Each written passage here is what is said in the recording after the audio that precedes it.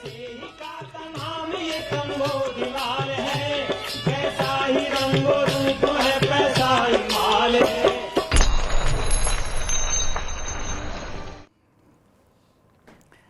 नमस्कार, मैं हूं शुभम शंकरधर। आप देख रहे हैं मनी 9। समय हो गया है आपके पसंदीदा कार्यक्रम मनी सेंट्रल का, जहां आपको मिलती हैं दिन की सबसे बड़ी और वो सबसे जरूरी खबरें जो आपकी जेब पर सीधा असर डालती हैं। इन खबरों का विश्लेषण करते हैं हर रोज हमारे साथ मनी 9 के एडिटर अंशुमान तिवारी जी।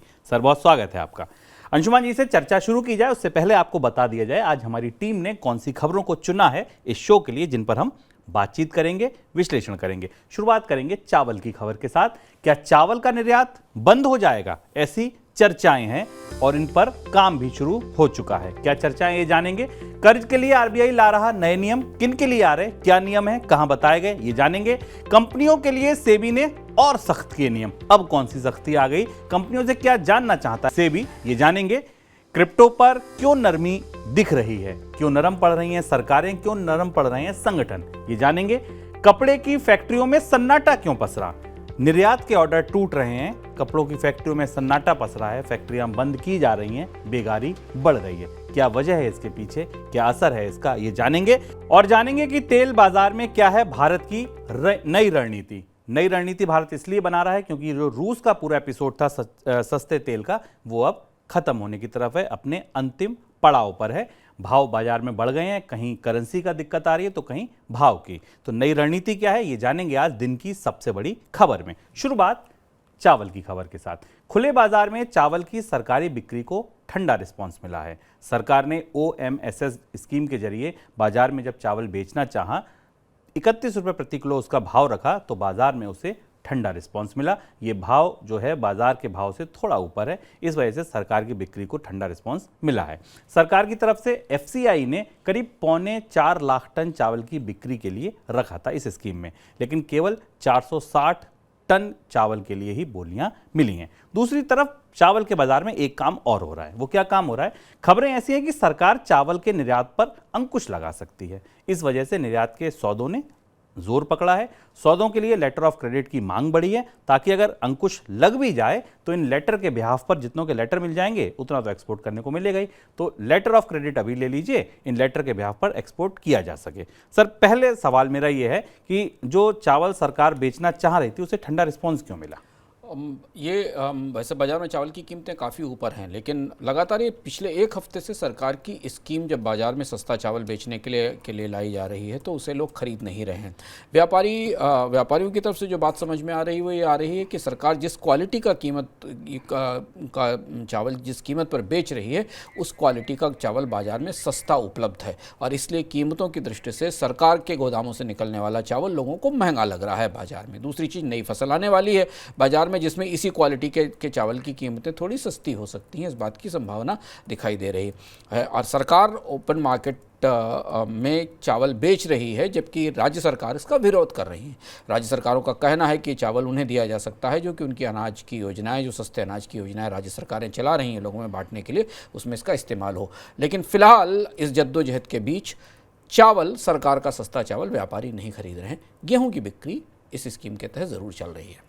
सर, निर्यात पर रोक की कितनी संभावना आपको दिख रही है? काफ़ी अफरा तफरी है बाजार में निर्यात को लेकर। निर्यात की संभावनाएं निर्यात रोके जाने की संभावनाएं बढ़ रही हैं, क्योंकि चावल की कीमतें भारतीय बाजार में काफ़ी ऊंची हैं। खरीफ की फसल को लेकर स्थितियां डावाडोल हैं। हम आपको लगातार बता रहे हैं कि खरीफ की बुवाई पैडी में पिछड़ी हुई है और इस बार पिछले साल की तुलना में अनाज का उत्पादन कम रहने की संभावना है। गेहूँ के भंडारों पर पहले से ही दबाव बना हुआ है, इसलिए इस बात की संभावना है कि जिससे सरकार ने पिछले साल गेहूँ का निर्यात रोका था, वैसे ही इस साल चावल की जो बची हुई किस्में हैं, कुछ खास किस्में हैं जिनका निर्यात हो रहा, उन पर भी रोक लगाई जा सकती है। चावल के कुछ हिस्सों में निर्यात के प्रतिबंध पहले से लगे हुए हैं, पूर्ण निर्यात की आशंका है, और इसलिए कम निर्यातकों के बीच में लेटर ऑफ क्रेडिट जारी कराने की होड़ लगी हुई है। माना जा रहा है कि कंपनियां लेटर ऑफ क्रेडिट लेना चाहती हैं, जिससे कि अगर प्रतिबंध आए तो उनके पास पहले से ही कमिटेड क्वांटिटी हो, जिस क्वांटिटी के बेस पर वो निर्यात कर सकें। आपको पता होगा कि भारत दुनिया के सबसे बड़े और प्रमुख चावल निर्यातकों में है, और चूंकि इस समय कीमतें 20 से 30% बढ़ चुकी हैं पिछले तीन महीनों में, और पिछले 10 दिनों में ही केवल 20 दिनों में ही केवल 10% से ज़्यादा कीमतें बढ़ी हैं, तो कंपनियों को, निर्यातकों को लग रहा है कि भारत की तरफ से चावल का निर्यात बंद होने के बाद अंतर्राष्ट्रीय बाजार में कीमतें और बेहतर मिलेंगी, अच्छी संभावनाएं दिखाई देंगी। तो इसलिए तैयारी बाजार ये महसूस कर रहा है कि सरकार को चावल के निर्यात को रोकना पड़ सकता है, जो कि बड़ा फैसला होगा। चावल के बाद बात करते हैं दालों की। आम लोगों को सस्ती दाल मिल सके, इसके लिए सरकार ने कदम उठाया है। केंद्रीय मंत्री पीयूष गोयल ने भारत दाल ब्रांड के तहत 1 किलोग्राम पैक के लिए 60 रुपये प्रति किलो और 30 किलो पैक के लिए प्रति किलो 55 रुपये की कीमत पर सब्सिडी पर चना दाल बिक्री शुरू की है। एक कार्यक्रम चलाया गया सरकार की ओर से। नेफेड के जरिए दिल्ली एनसीआर में खुदरा आउटलेट के जरिए चना दाल की बिक्री की जा रही है। सरकार उपभोक्ताओं को महंगाई से राहत दिलाने के मकसद से चने का स्टॉक को चना दाल में बदलकर किफायती दाम पर उपलब्ध करा रही है। सर, कितनी कामयाब होगी ये कोशिश? सरकार अपनी क्षमता भर जितनी दाल सरकार के भंडार में मौजूद है उसे सस्ता बेचने की कोशिश की जा रही है, चने की दाल को खासतौर पर दालों को लेकर संभावनाएं और आसार बहुत अच्छे नहीं हैं। खरीफ में दाल की बुवाई पिछड़ी हुई है। जो जिन क्षेत्रों में मानसून के पहले चरण में बुवाई होती है वहाँ मानसून कमज़ोर था, बाद में ज़्यादा बारिश हुई है। जिन क्षेत्रों में बुवाई हुई है दलहन की बुवाई पिछले साल की तुलना में 15 से 20% कम है। इसलिए पूरी संभावना इस साल ये दिखाई दे रही है कि दाल के बाजार में सरकार के हस्तक्षेप के नतीजे बहुत ज़्यादा नहीं आएंगे। दाल की कीमतें बढ़ी हुई हैं और चूंकि भारत के पास निर्यात दाल के आयात की संभावनाएं भी सीमित हैं, दुनिया के बाज़ारों में कम दाल उपलब्ध होती है, इसलिए इस बार दाल की महंगाई पूरे साल परेशान कर सकती है। अंतर्राष्ट्रीय बाजार में गेहूं का महंगा होने की आशंका बढ़ गई क्योंकि ब्लैक सी ग्रेन डील से रूस बाहर हो गया। कल हमने आपको बताया था। इस डील से रूस के बाहर होने की वजह से वैश्विक बाजार में गेहूं की सप्लाई पर असर पड़ सकता है। सर, अभी स्टॉक की स्थिति क्या है पूरी दुनिया में? दुनिया में दो बड़ी चीज़ों के स्टॉक्स कम हैं। जैसा कि कल भी हमने आपसे चर्चा में कहा था कि ग्लोबल ग्रेन डील जो कि रूस यूक्रेन युद्ध के बाद हुई थी और जिससे कि अफ्रीका और मध्य पूर्व के और अरब के देशों में रूस और यूक्रेन का गेहूं जाता था। रूस और यूक्रेन की बड़ी हिस्सेदारी है बाजार में, वो गेहूं उपलब्ध नहीं है। कॉर्न के स्टॉक्स का आंकड़ा मैं चेक कर रहा हूँ, दुनिया में कॉर्न का स्टॉक 6 साल के न्यूनतम स्तर के ऊपर है, जबकि रूस और यूक्रेन दुनिया के सबसे बड़े कॉर्न एक्सपोर्टर्स के तौर पर है। इसके बाद अब ब्राज़ील से आने वाले कॉर्न की कीमतों में बहुत तेज़ी से बढ़ोतरी हुई है और महंगाई सामने आई है। अमेरिका के एग्रीकल्चर डिपार्टमेंट का आंकड़ा है कि कॉर्न स्टॉक इस सीज़न में और कम हो सकते हैं। यही स्थिति लगभग वीट के डिमांड की भी, वीट के स्टॉक्स की भी हो सकती है। और अब रूस तगड़ी सौदेबाजी करने के पक्ष में, ऐसा लगता है कि रूस इस ग्रीन डील को सामने रखकर प्रतिबंधों को कम कराने की कोशिश करेगा और इसको लेकर अंतर्राष्ट्रीय बाजार में महंगाई बढ़ने का खतरा है। दाल, चावल, गेहूं सब पर दिक्कतें दिख रही, क्या इसी वजह से सर आरबीआई चिंतित है?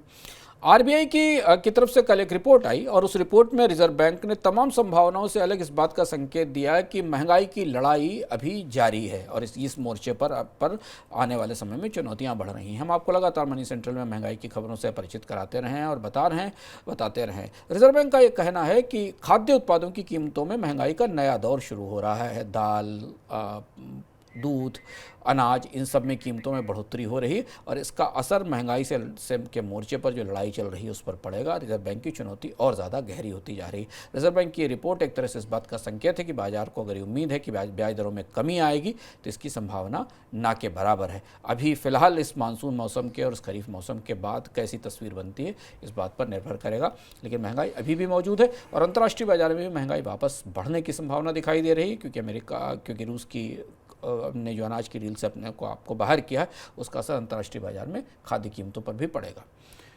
कर्ज देने के नए तरीके आरबीआई ईजाद कर रहा है। नए तरीकों की कोशिश ये है कि बिना रुकावट के लोन दिया जा सके। मसलन किसानों को लैंड रिकॉर्ड के आधार पर मिनटों में लोन मंजूर हो सकेगा, इसकी तैयारी की गई है। इसके लिए डिजिटलाइज लैंड रिकॉर्ड का इस्तेमाल किया जाएगा। लोन के लिए किसी तरह के कागज की जरूरत नहीं होगी और किसान को लोन के लिए बैंक भी नहीं जाना पड़ेगा। रिजर्व बैंक ने G20 कार्यक्रम के दौरान इस व्यवस्था की जानकारी दी है। भविष्य में पर्सनल लोन या MSME के लिए भी लोन इस व्यवस्था के तहत दिए जा सकें, ऐसा विचार किया जा रहा है। सर, कौन से नए प्रावधान लाने की तैयारी कर रहा है आरबीआई? रिजर्व बैंक ने G20 की बैठक के दौरान में जो अपनी तरफ से प्रेजेंटेशन दिया उसमें भारत में क्रेडिट देने के या कर्ज देने के तौर तरीकों में काफ़ी महत्वपूर्ण बदलावों के संकेत दिए हैं। पायलट लेवल पर इसमें इसको परियोजनाएं लागू की जा रही हैं। इन पूरी परियोजनाओं का मुख्य केंद्र ये है, जो नए नियम आने वाले उनका मुख्य सूत्र ये है कि कुछ नए तरीके के प्रमाणन या वेरिफिकेशन प्रक्रिया के तहत भी लोगों को कर्ज दिया जा सकता है। आमतौर पर कर्ज देने से पहले उनसे मॉर्गेज मांगी जाती है, उनके बारे में सूचनाएं मांगी जाती हैं, उनके तमाम आइडेंटिटी प्रूफ मांगे जाते हैं। पर किसानों और ख़ासतौर पर ऐसे लोगों पर जिनके पास इनकम के नियमित स्रोत नहीं है, उन्हें कर्ज मिलना आमतौर पर मुश्किल हो जाता है। क्योंकि वो बैंकों की इन ज़रूरतों को पूरा नहीं कर सकते। आरबीआई ने से फ्रिक्शनलेस यानी खींच ज़्यादा झंझट से परे एक आसान प्रक्रिया बनाने की बात कही है। जैसे कि कोऑपरेटिव डेयरी फेडरेशन के साथ काम करने वाले लोग जो किसान दूध बेचते हैं डेयरी फेडरेशन को, उन्हें जो दूध की आपूर्ति की डायरी मिलती है, यानी जितना दूध उन्होंने बेचा और जो उनकी डायरी में दर्ज होता है, उसे आधार बनाकर उन्हें कर्ज दिया जा सकता है। किसान क्रेडिट कार्ड के डिजिटाइजेशन की कोशिश की जा रही है। इस क्रेडिट कार्ड के डिजिटाइजेशन के साथ जो लैंड रिकॉर्ड का डेटा है, अगर किसान अपने लैंड रिकॉर्ड का डेटा प्रेजेंट कर देता है तो उसके आधार पर उसे कर्ज दिया जा सकेगा। और रिजर्व बैंक की इस नई प्रक्रिया से कोशिश ये है कि अब इस तरीके का माहौल बनाया जाए जिसमें लोगों तक लेंडिंग या उनको कर्ज लेने की सुविधा और ज़्यादा बेहतर ढंग से दी जा सके और इसके लिए उन्हें ज़्यादा अड़चनों का सामना न करना पड़े। वो ध्यान रहे कि डिजिटल क्रेडिट या माइक्रो क्रेडिट की प्रक्रिया तेज़ी से आगे बढ़ने वाली है। उसमें भी डिजिटल फिनांस कंपनियां इस बात की कोशिश कर रही हैं कि आपको केवल एक क्लिक के ऊपर कुछ जरूरी सूचनाएं डालकर कर्ज दे दिया जाए। तो रिजर्व बैंक उसके लिए फ्रिक्शनलेस क्रेडिट का एक पूरा ढांचा बना रहा है। केंद्र सरकार इंश्योरेंस कंपनियों के लिए जल्द अंतर्राष्ट्रीय मानकों जैसे अकाउंटिंग स्टैंडर्ड जारी कर सकती है। इसको लेकर कंपनी मामलों के मंत्रालय के पास नेशनल फाइनेंसिंग रिपोर्टिंग अथॉरिटी यानी NFRA से सिफारिशें आ गई हैं। इन मानकों के जरिए भारतीय इंश्योरेंस कंपनियों में निवेश करने वाले वैश्विक निवेशकों को रिस्क एक्सपोजर घटाने में मदद मिलेगी। क्या है ये नियम सर? भारत के तमाम क्षेत्रों में अकाउंटिंग नियम बदलने वाले हैं और बीमा क्षेत्र में अकाउंटिंग नियम बदलने की ज़रूरत काफ़ी समय से महसूस की जा रही है। रेगुलेटरी भी बात कह रहे हैं, इन्वेस्टर भी ये कह रहे हैं। तो अब बीमा कंपनियों की के कामकाज में और ज़्यादा पारदर्शिता आएगी। उन्हें अपनी रिस्क का, उन्होंने किन लोगों को कैसे बीमा दे रखा है, उनके पिछले रिकॉर्ड क्या हैं, प्रीमियम पेमेंट और उनके सेटलमेंट के रेशियोज़ क्या हैं, इन्हें लेकर प्लस उनकी पूंजी की ज़रूरतें क्या हैं, इनको लेकर NFRA नए तरीके के नियम तय करने जा रहा है। ये नियम अंतर्राष्ट्रीय स्तर पर बीमा कंपनियों के लिए जैसे नियम बनाए गए उनके बराबर होंगे और इन सजेशंस को NFRA ने सरकार को सौंप दिया है। ऐसा माना जा रहा है कि करीब 117 डिफरेंट तरीके के जो स्टैंडर्ड्स हैं बीमा कंपनियों के अकाउंटिंग के, उन्हें बदला जाएगा और इसके आधार पर इसे पारदर्शी बनाया जाएगा। बीमा धारकों के लिए, बीमा खरीदने वालों के लिए भी ये बदलाव महत्वपूर्ण होंगे क्योंकि इसके आधार पर वो ये समझ सकेंगे कि किस बीमा कंपनी का रिकॉर्ड कैसा है, उसकी सर्विसेज कैसी हैं, उसकी परफॉर्मेंस कैसी है। भी आमतौर पर हम बीमा खरीदते समय इन सारे सवालों पर ध्यान नहीं देते, हम जानने की भी कोशिश नहीं करते कि जिस कंपनी से हम बीमा खरीद रहे हैं उसका क्लेम सेटलमेंट रेशियो कैसा है, वो कितने समय में कितना टाइम लेकर क्लेम सेटल करती है। लेकिन इन प्रक्रिया के बाद ऐसी उम्मीद की जानी चाहिए कि बीमा खरीदने वालों के पास और बेहतर ढंग से पारदर्शी सूचनाएं मिलेंगी। रेगुलेटर सेबी ने शेयर बाजार में लिस्टेड कंपनियों के लिए नई सख्ती कर दी है। सेबी ने निर्देश जारी किया है कि कंपनियों को सभी तरह के व्यावसायिक समझौतों और सौदों की पूरी जानकारी निवेशकों को देनी होगी। सेबी ने listing obligation and disclosure requirement यानी LODR के तहत नियमों को सख्त किया है। क्यों कर रहा है ऐसा सेबी? सेबी लगातार कंपनियों के प्रमोटर्स और उनके भीतर कामकाज को पारदर्शी बनाने के लिए सख्त से सख्त नियम लाता जा रहा है। हम आपको लगातार बता रहे हैं, सेबी ने कहा कि कंपनियों के प्रमोटर्स के परिवारों ने जो भी कारोबार कर रखा उसकी जानकारी उन्हें देनी होगी। सेबी ने ये नियम बनाया कि पूरी दुनिया में जहां भी वो कोई कारोबार कर रहे हैं, उनका कोई बिजनेस डील्स है, उनके बारे में पता चलाना पड़ेगा। अब सेबी एक नया नियम लेकर आया। वो नियम ये है कि किसी भी तरीके की बिजनेस डील्स अगर लिस्टेड फर्म्स ने की है, कोई भी बिजनेस डील्स की, इस बिजनेस डील में कारोबार सप्लाई की, आपूर्ति की, निवेश की, ज़मीन खरीदने की, किसी भी तरीके की कोई डील की है तो उसकी सूचना सेबी को देनी होगी। ऐसा सेबी इसलिए कर रहा है, इसका मूल समझना ज़रूरी है। प्रमोटर्स की भूमिका शेयर बाजार में परोक्ष रूप से सबसे महत्वपूर्ण है। निवेशकों से, एनालिस्ट से, ब्रोकर्स से भी ज़्यादा महत्वपूर्ण भूमिका प्रमोटर्स की होती है क्योंकि प्रमोटर्स ही उन सारी सूचनाओं के प्रिवी होते हैं जिन सूचनाओं के आधार पर शेयर बाजार में कीमतों को प्रभावित किया जा सकता है। प्रमोटर्स ही इनसाइडर ट्रेडिंग के सबसे बड़े सोर्स भी माने जाते हैं, वही उन सूचनाओं को लेकर आते हैं। सेबी की कोशिश है कि प्रमोटर्स के पूरे कामकाज की पारदर्शिता और उसकी जानकारी निवेशकों तक, रेगुलेटर तक आती रहे। इससे होगा यह कि प्रमोटर्स के लिए कंप्लायंस के बर्डन, उनके लिए कंप्लायंस के नियम और ज़्यादा बढ़ने वाले हैं। इन्वेस्टर्स को ये पता होना चाहिए, निवेशकों को ये पता होना चाहिए कि कंपनी के भीतर क्या कारोबार चल रहा है, उसे कहाँ से कौन से सौदे मिल रहे हैं, कौन सी बिजनेस डील्स हो रही हैं। छोटे निवेशकों तक जब तक ये खबर पहुँचती है शुभम, तब तक तो बाजार में सौदे हो चुके होते हैं और लोग पैसा बना चुके होते हैं। तो सेबी की कोशिश उस पारदर्शिता को लाने की है। सेबी सिर्फ कंपनियों पर सख्ती नहीं कर रहा है, अपने कर्मचारियों और अधिकारियों पर भी सख्ती कर रहा है। सेबी ने कर्मचारियों और अधिकारियों को किसी गोपनीय जानकारी को बाहरी व्यक्ति के साथ साझा करते पाया तो उस पर कठोर कार्रवाई की जाएगी, ये साफ कहा है। दरअसल मार्केट रेगुलेटर सेबी ने अपने सभी कर्मचारियों और अधिकारियों को गोपनीय जानकारी साझा करने को लेकर चेतावनी जारी की है। एक इंटरनल सर्कुलर जारी किया सेबी ने, जिसमें यह कहा गया कि चाहे एक्स एम्प्लॉय हो या कोई बाहरी व्यक्ति हो, आप उसके साथ सूचनाओं का आदान प्रदान नहीं करेंगे।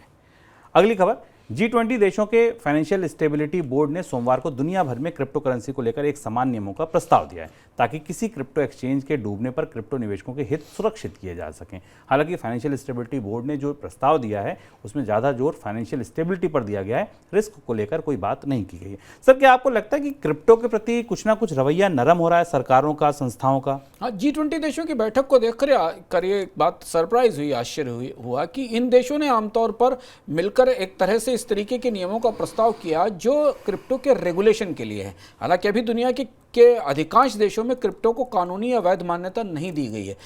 कोशिशें चारों तरफ से चल रही हैं। तो पहली चीज़ तो ये कि ऐसा लगता है कि G20 के देश ये मान रहे हैं कि क्रिप्टो अब यहाँ आया है और ये स्टे करेगा, एक तरीके का एसेट है जिसमें निवेश के तौर तरीके तय किए जाने चाहिए। दूसरी चीज़ ये कि जो दुनिया के केंद्रीय बैंक हैं वो इसका बेहद सख्ती से विरोध कर रहे हैं। दुनिया के सारे केंद्रीय बैंकों ने इसका विरोध किया है, IMF ने इसका विरोध किया है, क्योंकि प्राइवेट करेंसी या क्रिप्टो करेंसी को स्वीकार करने के लिए बैंक्स तैयार नहीं हो रहे हैं। इसलिए उन्होंने अपनी डिजिटल करेंसीज लॉन्च की, जैसे भारत में भी CBDC लॉन्च की है। लेकिन ये जो G20 देशों की बैठक से जो मसौदा निकल कर आया है क्रिप्टो के रेगुलेशन का, इसमें काफ़ी ऐसी चीज़ें हैं जो क्रिप्टो के कारोबार को एक तरीके से वैध लीगलाइज करने की तैयारी की तरफ जाती हैं। जैसे इसमें ये कहा गया है कि जो क्लाइंट्स हैं उनकी एसेट्स की सेफगार्ड करने के लिए या उनका जो पैसा लगा है उसे सेफगार्ड करने के नियम बनाए जाने चाहिए। अब इसका मतलब ये है कि जब आप निवेश की अलाउ करेंगे निवेश के लिए तो उनके एसेट्स के सेफगार्डिंग की व्यवस्था भी करनी होगी। इसके अलावा जो कन्फ्लिक्ट ऑफ इंटरेस्ट है एक्सचेंजेस के बीच में, निवेशकों के बीच में और होल्डर और जो क्रिप्टो करेंसी होल्डर्स हैं उनके बीच में, उसे हैंडल करने की बात है। और सबसे महत्वपूर्ण बात इस पूरे जो फॉर्मेट है या जो रेगुलेटरी प्रपोजल आया है वो ये है कि कैसे क्रिप्टो का क्रॉस बॉर्डर ऑपरेशन चलेगा, यानी एक देश से दूसरे देश के निवेशक कैसे क्रिप्टो पर काम करेंगे। क्रिप्टो एक अंतर्राष्ट्रीय एसेट है, या तो ये किसी एक देश में सूचीबद्ध स्टॉक मार्केट की कंपनी तो है नहीं, या किसी एक देश का डेट नहीं है, क्योंकि तो ऐसी ग्लोबल एसेट है जिसमें दुनिया में कहीं से भी आप कोई भी खरीदारी कर सकते हैं। बिटकॉइन को खरीदने वाले लोग भारत में भी हो सकते हैं और जापान में भी हो सकते हैं। तो क्रॉस बॉर्डर ऑपरेशंस कैसे काम करेंगे एक ऐसी एसेट्स की जो पूरी दुनिया में ग्लोबल एसेट्स है, इसके नियम तय करने की कोशिश चल रही है। लेकिन इससे एक संकेत मिल रहा है कि दुनिया की सरकारों का नजरिया क्रिप्टो करेंसी को लेकर बदल रहा है, नियमों को लाने की बात चल रही है। हमने कल आपको बताया था कि अमेरिका का सिक्योरिटी एक्सचेंज कमीशन, जो सेबी का जैसी ही संस्था है, वो भी ETF लाने के प्रस्ताव पर विचार कर रही है। हालांकि उसके ऊपर दबाव है कई सारे वित्तीय निवेशकों का कि क्रिप्टो में बिटकॉइन के बेस के ऊपर एक ETF लॉन्च किया जाए। भारत अमेरिका ने आधिकारिक तौर पर WTO में पेंडिंग 6 विवादों को कोर्ट के बाहर सुलझा लिया। इन विवादों को सुलझाने पर सहमति प्रधानमंत्री नरेंद्र मोदी की हाल ही में हुई अमेरिका यात्रा के दौरान बनी थी। 17 जुलाई को WTO ने इसकी जानकारी दी। सर, कौन कौन से विवाद सुलझ गए? 28 उत्पादों पर भारत और अमेरिका के बीच सीधा विवाद था, जिसमें कि अमेरिका ने 28 भारत से आयात होने वाले 28 उत्पादों पर कस्टम ड्यूटी लगाई थी। इनको लेकर एक विवाद था, जिस विवाद को सुलझाया गया है। इसके अलावा कुछ और महत्वपूर्ण विवाद थे कई सारी चीज़ों को लेकर, लेकिन खासतौर से जो सबसे बड़ा मुद्दा था वो भारत से अमेरिका जाने वाले निर्यात का था। और निर्यात पर प्रतिबंध और जो सख्ती की थी अमेरिका ने, उसे वापस ले लिया गया है। और ये इस बात की संभावना बन रही थी कि भारत और अमेरिका के बीच इस ताज़ी उच्च स्तरीय वार्ता के बाद ये नतीजा निकलेगा और कम से कम बड़े विवाद भारत और अमेरिका के बीच दूर हो जाएंगे। तो अब भारतीय निर्यातकों के लिए इससे सुविधा बढ़ेगी। अदानी समूह को लेकर 3 बड़ी खबरें। पहली बड़ी खबर ये कि आज अदानी समूह की AGM थी। AGM में प्रमुख गौतम अदानी ने खुद ये बताया कि जो हिंडनबर्ग की रिपोर्ट थी उस पर ये बात वो पहले भी कह चुके हैं कि वो बेबुनियाद है, वेस्टर्न इंटरेस्ट हैं, ग्रुप की छवि को नुकसान पहुंचाने के लिए ये कहा गया। लेकिन दूसरी तरफ जो खबर आई वो बड़ी खबर थी। बड़ी खबर ये थी कि British bank Barclays Adani group में निवेश को लेकर अब सावधानी बरत रहा है। बार्कलेज उन ग्रुप्स में था जो शुरुआत में अदानी ग्रुप्स के साथ काम करते थे और अदानी ग्रुप को लेकर हिंडनबर्ग की रिपोर्ट के बाद बार्कलेज ने अपनी रणनीति में बदलाव किया है। बार्कलेज ने हालांकि अदानी ग्रुप को फंडिंग के मामले में अपने दरवाजे पूरी तरह बंद नहीं किए, लेकिन नई फंडिंग को लेकर बहुत उत्साहित नहीं दिख रहा है। तीसरी खबर ये थी कि उत्तर प्रदेश के नोएडा में CNG गैस की रिटेलिंग के लाइसेंस के लिए अदानी ग्रुप की कंपनी अदानी टोटल गैस की बोली को रद्द कर दिया गया है। ऑयल रेगुलेटर PNGRB ने बोली को नियम और शर्तों के लिए सही नहीं पाया, जिसके बाद इसे रद्द कर दिया गया।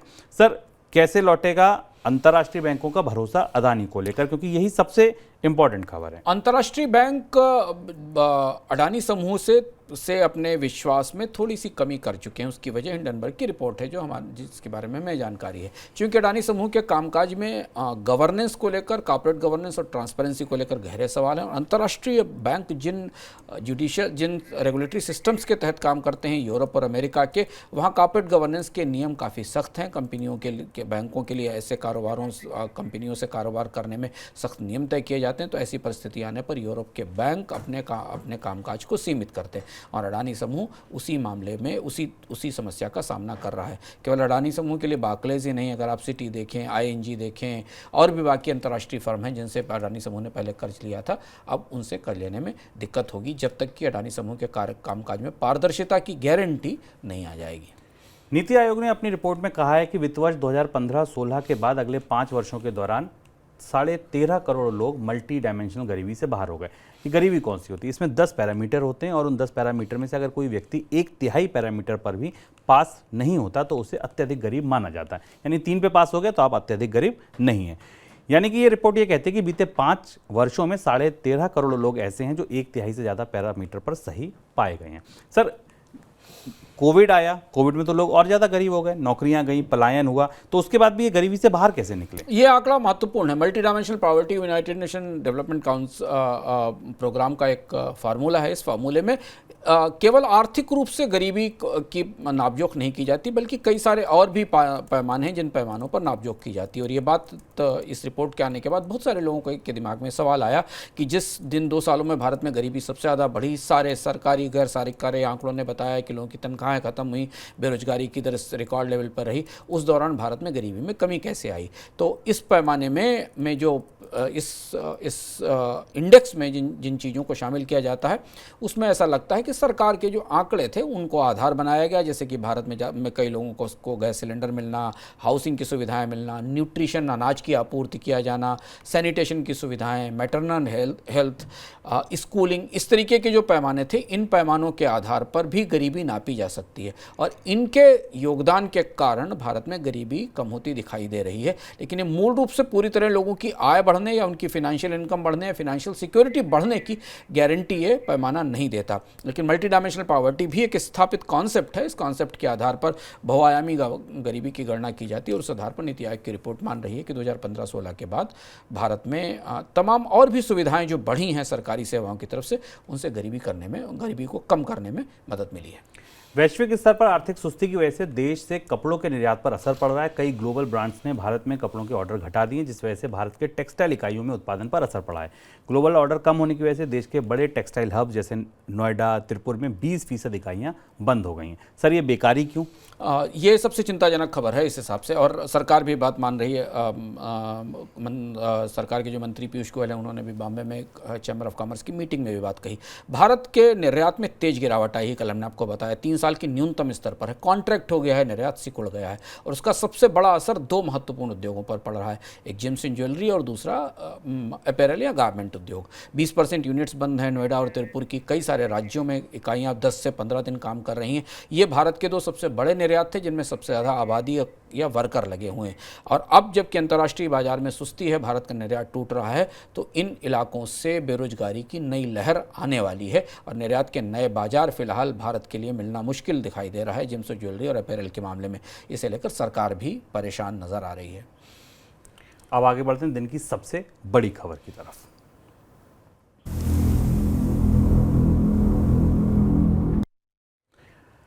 भारत के सरकारी रिफाइनरी कंपनी कच्चे तेल के अपने परंपरागत पश्चिम एशियाई देशों खासकर इराक के साथ इंपोर्ट को बढ़ाने को लेकर बातचीत कर रही है। दरअसल रूस से आयातित कच्चे तेल के लिए मिलने वाले डिस्काउंट में आई कमी और पेमेंट संबंधी समस्याओं की वजह से सरकारी रिफाइनरी कंपनियों को ये कदम उठाना पड़ रहा है। मौजूदा समय में रूस के कच्चे तेल का भाव G7 की मूल्य सीमा $60 प्रति बैरल के ऊपर है। भारत ने इराक से बेहतर भुगतान शर्तों पर विचार करने को कहा है। सर, तेल को लेकर क्या नई तैयारी चल रही है? ये हम आपको लगातार बता रहे हैं कि रूस का सस्ता कच्चा तेल लेकर अब भारत मुश्किल में फंस गया है, क्योंकि भुगतान नहीं हो पा रहा है।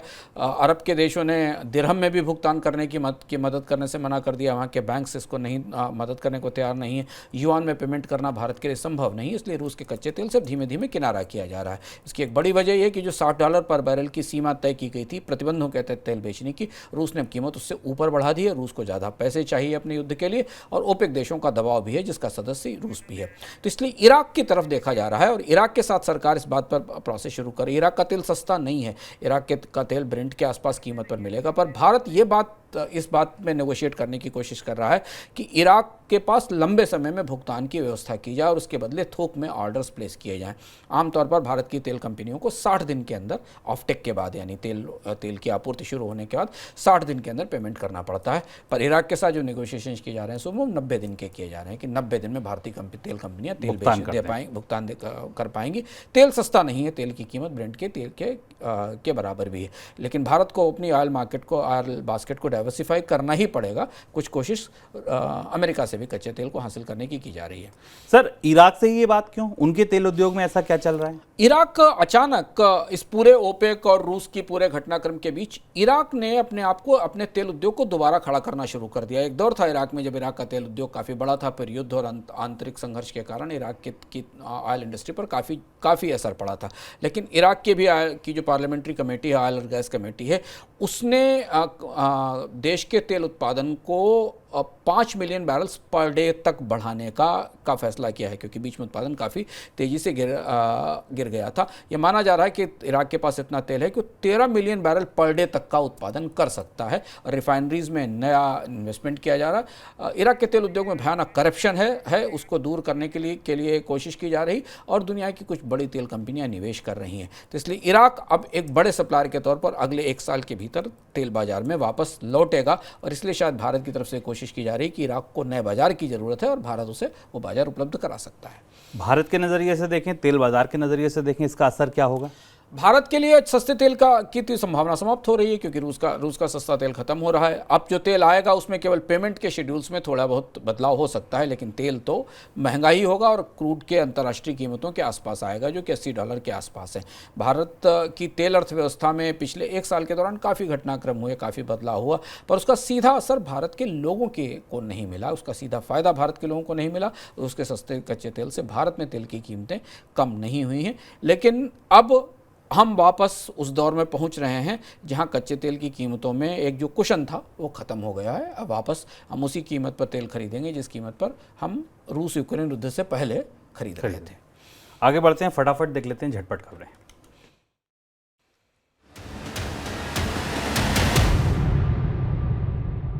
अमेरिकी कंपनी GQG पार्टनर ने बाबा रामदेव की पतंजलि फूड में 2400 करोड़ रुपए का निवेश किया है। ऑफर फॉर सेल यानी OFS के तहत कंपनी ने पतंजलि में 5.96% हिस्सेदारी खरीदी है। फ्लोर प्राइस 1000 रुपये प्रति शेयर रखा गया था। हालांकि नॉन रिटेल इन्वेस्टर को 1103 रुपये प्रति शेयर के भाव पर अलॉटमेंट किया गया। OFS के तहत पतंजलि ने 7% हिस्सा बेचा है। अगर आप मून लाइटिंग के जरिए काम कर रहे हैं तो अब आपको इसमें होने वाली इनकम की जानकारी आयकर विभाग को देनी होगी। ऐसे में अगर अभी तक आपने मून लाइटिंग से हुई इनकम की जानकारी साझा नहीं की है तो आयकर विभाग का नोटिस मिल सकता है। बता दें, आजकल बड़ी संख्या में लोग खासकर IT सेक्टर में फुल टाइम नौकरी के अलावा फ्रीलांसिंग, कंसल्टेंसी या पार्ट टाइम जॉब करते हैं, जो मून लाइटिंग के दायरे में आती है, और इसके लिए आपको इनकम टैक्स रिटर्न में अपनी जानकारी देनी होगी। रिलायंस इंडस्ट्री की वित्तीय इकाई जियो फाइनेंशियल सर्विसेज की शेयर बाजार में अलग से लिस्टिंग होगी। लिस्टिंग नहीं होगी, इसके लिए नेशनल स्टॉक एक्सचेंज इसको अपने इंडेक्स में भी शामिल करेगा। 20 जुलाई को ये लिस्टिंग होगी, जिसके बाद जियो फाइनेंशियल निफ्टी 50, 100, 200 और 500 इंडेक्स का हिस्सा होगा। 20 जुलाई को NSE ने रिलायंस के लिए खास प्री ओपन सेशन भी रखा है। सारा समूह की सहकारी समितियों में अगर आपका पैसा लगा है तो आपके लिए एक अच्छी खबर है, आप फंसे हैं तो अब आप निकल सकते हैं। करोड़ों निवेशकों को पैसा वापस दिलाने के लिए सरकार ने CRCS सहारा रिफंड पोर्टल लॉन्च किया है। इस पोर्टल पर जाइए, सारी प्रक्रिया को बताया गया है। निवेशक ऑनलाइन दावे भी पेश करके अपना पैसा ले सकते हैं। कोई टिप्पणी आपकी?